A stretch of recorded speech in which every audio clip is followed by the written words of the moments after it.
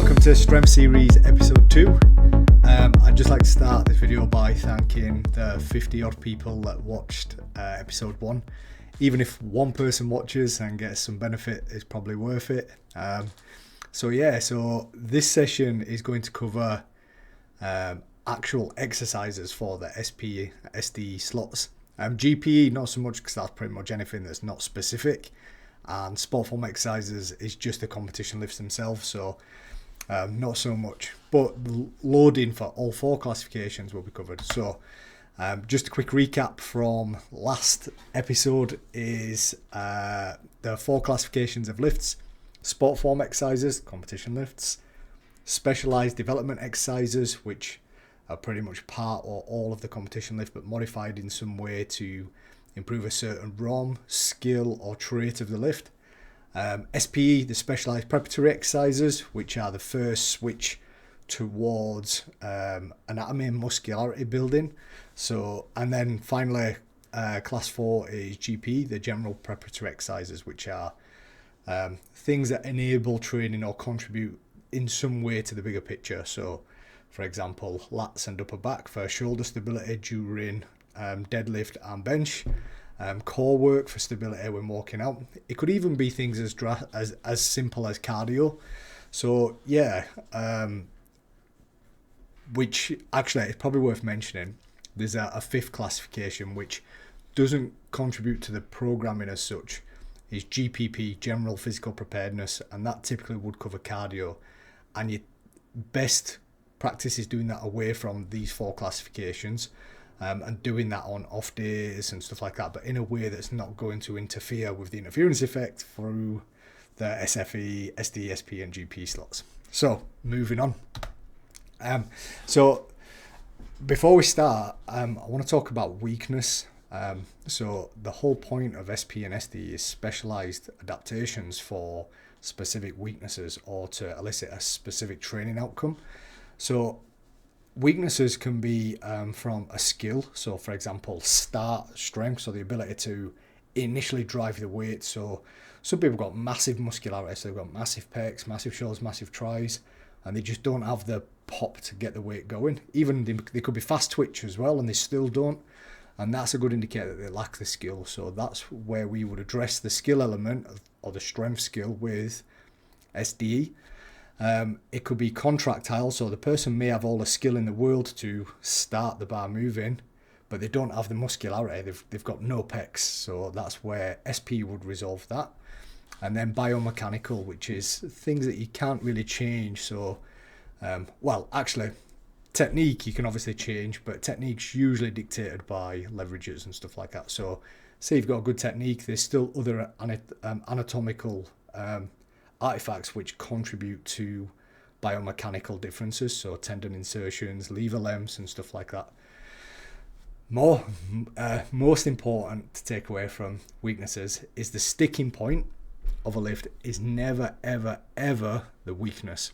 So and what I mean by that is, say if someone deadlifts, the bar gets their knees, they stop, they fight the bar and then they get going and they finish a lift. A lot of people say, oh well, we'll do block pulls from the knee.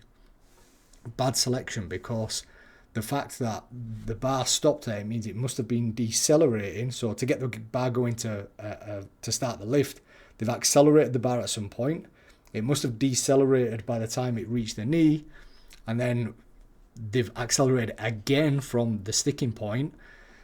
The very act of accelerating the bar again from a sticking point must mean that it cannot be a weakness. It has to be a strong position to get it going again. So something happened before the sticking point, and that's usually where the weakness lies. That'll become more apparent in a second, but I needed to cover that because it'd save you wondering that question later on when I'm explaining specific variations. You'd be like, why is he using that variation? Because it's a bit lower down or... So the structure of today's episode, we're going to talk about the big 3 lifts, common sticking points in each or weaknesses in each, how to fix them, and then we're even going to look at some real world examples from some of my lifters and the thought processing behind their programming. So first, let's talk about the squat. 1 second. Cheers.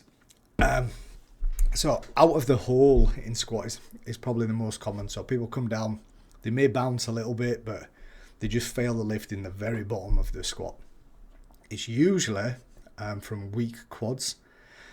And the giveaway for this is people go down, they'll sit at the bottom of the squat, they'll initiate drive, and what will happen is the bar will remain relatively static, but because their quads aren't strong enough just to open up their knee capsule, what will happen is, so they'll try leg extension via the quad, not strong enough, so what will happen is the bar will stay where it is and the hips will shoot back, because when you keep the bar still but shoot your hips back, you're faking leg extension. You are leg extending, but not the same.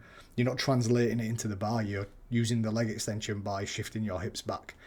So the biggest giveaway is hip shift. So when someone's hips shoot back on squat, 9 times out of 10 is because of weak quads. There's other scenarios as well, which we'll cover in a second. The mid position is typically normal. So what happens is people hit the bottom of the squat, usually have a strong stretch shortening cycle, or because the joints have stacked, they feel very strong in that position, or even wraps or sleeves can contribute to the rebound. They'll power out of the hole, and then as they're approaching midpoint, it just slows to a halt and they fight and get it going again. So I'm one of them lifters, and when it's the mid position, there's different ways to address it. So typically that will always be a weakness as well, because that's mechanically where the lifter is weak. So there's 2 ways to look at it. That sticking point there, we can address the ability to deal with the static loading. So when everything grinds to a halt, we can develop the strength to overcome that sticking point, or even better, just develop more power out of the hole. So treating it the same as if it was out of the hole. And then the third type is people that fail lockout, which is rare. People that usually fail lockout is usually because of a balance issue, or because they've grinded all the way to lockout and they've been doing a 10-second lift and then they fail because they're just fatigued.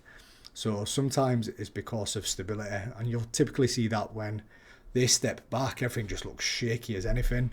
They'll squat, they'll come out of the hole, everything looks okay, and then something will just happen, and for some reason they just fall forwards, or the bar slips, or they just go wonky. And so usually when someone is failing at the very top, it's usually because they're just not used to the stability of holding that much weight, even though all the major contributors, so like the legs and the lower back and the glutes, can deal with it. It's the core and the skill and the stability. So given all that in mind, here's some typical exercises for SD and SP for each of these scenarios. So just literally exactly how we just described. So out of the hole is obviously developing the quads. SD would develop in the skill of driving out of the hole, so a paused squat or a low box squat. Mid position is all about either quads again, or core or posterior chain, because that's the handoff between quads and then the lockout. So the glutes and lower back and everything starts contributing a bit more in the mid position, because you're usually your spine angle is the most acute there. And then if it's the lockout, it's typically the best way to address that is usually with supramaximal stuff. So a way that the lifter is going to be challenged just from holding a lot of weight, so reverse bands or partner assisted and movements like that. So moving on, let's look at a real world example of one of my lifters. I'm not sure how this is going to work, but I'm hoping this video is going to play. Yeah, here we go. So here's one of my lifters, Eric, with a 280 kg squat. So he comes down, and if you watch at the bottom, he struggles to get it going, and his hips shoot, not drastically, just subtle. So his hips shoot, which is why I've said his weakness is quads, maybe because it's not categorically, in this case, it's just subtle. So much that his SDE, instead of wasting it on pauses and stuff like that, where it might not be weak, because he's a lower bar and wider squat stance, all the angles are more open at the bottom of his squat, so it probably would look a bit sluggish in that position. Not only that, this lifter in particular, when he ventures too far away from higher frequency squatting, we see some regression in his strength. So for the SDE slot, we do the competition lifts, more of the competition lifts, but with a slightly lighter loading similar to SD loading, but with more reps, so 5-6 reps. So for his SPE, because it probably is quads, we do SSB squat. We try to keep the handles nice and high, the weight sits out in front, and the spine angle is a lot more upright, so there's more loading on the quads. So I'll cover further more at the end of this episode, but if you're ever in doubt for SPE movements, just pick a large ROM. So an SSB squat has usually got a large ROM. So that's another thumbs up towards, if we're unsure, because it's quite a balanced squat, large ROM variation, so front squat, SSBs. As it is, it's usually variations that favour the quads anyway, which are large ROM squats. So yeah, so win-win in this case. The next lift is the bench. So there's three major movements in the bench: the pecs, the shoulders, and the triceps. And to some degree, the pecs are responsible for the starting position. The shoulders sort of like all the way through, but mainly in the middle. So this sort of like transition. And then triceps for the lockout. So the shoulders sort of serve as a bridge between the pecs and the triceps. That's the easiest way to describe it. So if someone's weak off the chest, it's usually the pecs. The exception to that, which we're going to see in an example in a minute, is when a lifter sits the bar very far down his chest. When a lifter sits the bar further down the chest, it incorporates a lot more front delts. So even though they might look like they're struggling to get the bar going, it might not be a weakness, it might just be so their shoulders could be crazy strong, but because of their technique, all of the bench is relying on that one muscle group. So even though it might not be a true weakness in terms of absolute, but in terms of bench, the dependency is on the front delts. So and we'll see that with this lifter, which I will show you in a moment. So mid position, this is most people's. So if you're unsure, just aim and pretend that it's your mid position that's weak. So again, this usually is the front delts. As discussed, they serve as the bridge between the two, and it's the handoff. If the shoulders can do enough work to get it going to the triceps, most people could lock out a house on bench. Maybe not a house, but a lot more. So everyone can unrack more weight than they can bench. So triceps can't usually be the weakness. So sometimes it's the skill of accelerating to lock out, and in that case, it's usually it's best used for like bands, slingshot bench, things that make the lift harder and harder the higher it gets up, just to ingrain and teach the skill of applying more and more force the higher the bar gets, to all the way to lockout. So I see time and time again a lot of people bench quite explosively with lighter weights, which is fine, but they don't drive it all the way to lockout. So what happens is they overcome inertia, they accelerate the weight, but then because it's moving so quick, the skill or the demand for lockout is non-existent because momentum is finishing the lift. So then when they come to lifting heavy, again, it moves really well because that's how they've been training, but then it gets to the top third and just all of a sudden dies, and they're struggling to deal with it, and they're confused, and they're just at the top third, and you can see them struggling, and afterwards, like, it didn't feel heavy, I just couldn't lock it out. And that's usually the skill element which the notes reflect. So some real world examples and an actual example in a moment. So feel free to screenshot this page, but it's pretty much just what we've been discussing. So one of my new lifters, George, a crazy strong lifter. So usually if you watch this lift here, he's very off the first couple of inches, very strong, and then he struggles in the mid zone, it slows down, and then fights all the way to lockout. So two things to take away from this. So in the mid zone, it's usually the shoulders, so the handoff from the pecs to the tris is lacking, which is the shoulders. So we know front delts are likely his weakness.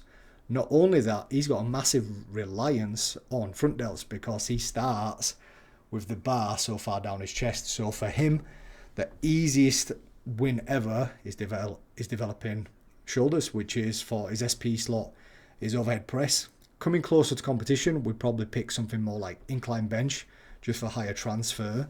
But for the SDE slot, closer to competition, we probably do board press, which is just below where the bar really slows down. But because we're not coming up to a competition, I'd like to favour larger ROM just to get more work in, because obviously work is force times distance. So we're doing eccentric bench, so he's lowering the weight very, very slowly, and just it's really exposing him to that weak area. So when you do eccentrics, the area that's probably weakest is going to struggle with that most because it's the most exposed, so there's no momentum allowing for that. You can't, one thing on time under tension, you should never tempo on the concentric. There's 1,000,001 reasons that's outside of the scope of this episode, but yeah, so if you ever see a tempo bench, it should always be executed on the eccentrics or the lowering phase of the lift. So moving on to deadlifts. So deadlifts is slightly different to the others. So with deadlift, if someone has a very strong start position but fails higher in the lift or struggles higher in the lift, or they struggle to get the bar moving but then it gets faster and faster and faster, it's more often than not because of their start position. A lifter who starts with very high hips will break the floor much easier. They will get their glutes forwards much earlier, but then they'll rely on the final part of the deadlift pretty much on back extension. So everything's already locked out, legs are locked out, glutes are pushed forwards, but because their back is much more likely to be rounded from having a higher hip start position, they will rely on back extension to finish the lift. Conversely, with someone with lower hips, they'll struggle to get the bar going off the floor because the knee angle is more closed, the spine angle is more acute, but then once it starts moving, it'll get easier and easier and easier. This is all within reason. There's obviously exceptions to every rule, but anyway, so that's a note from the floor. So yeah, just want to consider, do they drastically sit down before their deadlift, or have they got drastically high hips? Should they have? So sometimes they should, because their leverages and their individual differences is going to call for that. So mid position on deadlift is usually when someone pops off the floor, the bar slows down around the knees, and then they fight and then they finish the lift. So that's probably the most common, and it's usually where leverages are usually the worst, so it's quite common and sort of expected. So yeah, and then the other one is lockout. So let's take the example of someone with very high hips, which is going to be the example that I'll show in a moment. They explode really well off the floor, and then they struggle with lockout. So if they're struggling with lockout, it could be posterior chain, so the lower back, or we can just outright improve start strength in a way that they develop that much speed from the floor that the lockout is much easier anyway. Closer to competition, I opt for that. Further away from competition, I opt for like treating it like the muscular weakness, so lower back, posterior chain. So looking at my lifter Andrea,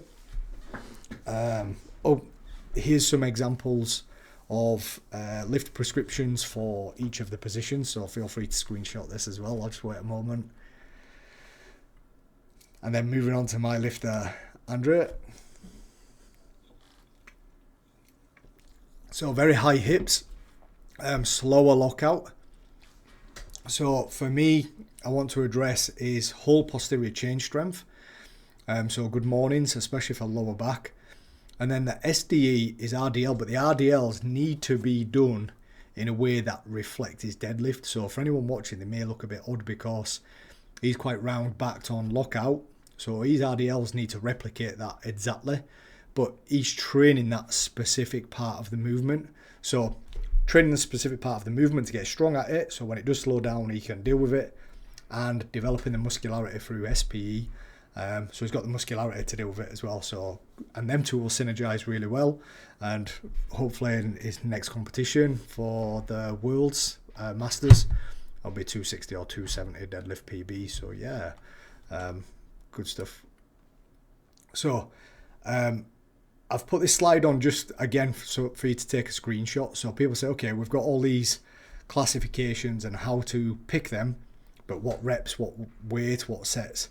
And here's a great starting point. And you'll do these, and sometimes you may need to adjust them, but a lot of the times you'll find these are the sweet spot. So after coaching tens and tens of people to great lifts and great numbers, this seems to be around there. So a couple of notes. So on the SDE slot, where you do a top set of 5 and then 3 sets of 3, or a top set of 3 at RP9, drop 10% and then do 3 sets of 3, the very last rep of the very last set is often around the same difficulty as the top set last rep. So for example, top set 5 at RP9, you'll do the first set of 3, feel comfortable, the second set of 3 a little bit harder, the last set of 3, the very last rep, you'll probably find an RP9 as well. If it's much easier, there is a good chance you pussied out on the 5 at RP9 and it wasn't an RP9, you need to go heavier. If you do the 5 at RP9 and then you fail the 3 sets of 3, as in the last rep, there's a good chance it wasn't RP9, it was probably RP 10.1, like best effort. And it'd be very hard to sustain, but that's a very good guide to SDE. The others, I've got a bit more play. Arguably, SDE is the most important slot, so if there's anything that you're going to put all your eggs in one basket and really tune and get right, SDE. So yeah, in terms of GP, that's not covered because GP is not really specific, it's generic. And the generic movements should be aimed at if you've got no specific, no generic thing you need to improve on, and just generally want something to do that we should be doing as powerlifters. Upper back, lats, grip work, core, anti-rotation, anti-lateral. So it's all your core work and stabilizing muscles and antagonists, even biceps. I don't really program in biceps often unless someone's prone to elbow issues, because they can help with elbow issues. Strong biceps tend to encourage people deadlifting with slightly bent arms, and that doesn't fare well for bicep health. So yeah. So other closing considerations. So with the weaknesses that we've looked at are largely to do with specific strength and also how the strength looks, so where they slow down and where they speed up. There's other weaknesses in strength, so unilateral development. Is somebody stronger on one side of their body than the other? So then we need to prescribe for SP, for example, Bulgarian split squats or lunges and step-ups and stuff like that. Sometimes people fold because the core isn't strong enough and there's a too big of a dependence on wearing a belt. So movements like beltless variations go a long way. Something that's going to challenge the lower back a lot more. So for example, GHRs do a little bit, reverse hypers do. So even though they don't look like the lifts too much, but for SPE, it still ticks the box of train some or all of the muscularity involved in the lift, which if you can't remember any of that, revise and go back and watch episode 1, because that's the criteria for each of the lifts. And then the other one is muscles and tendons behave as a series of springs, and if one of them elements is weak or too elastic, like the tendons, you lose force, especially in the stretch shortening cycle. And that's something that can be massively trained and improved. And we do that through a process called triphasic training, where we address the eccentric, the isometric, and the concentric in different parts.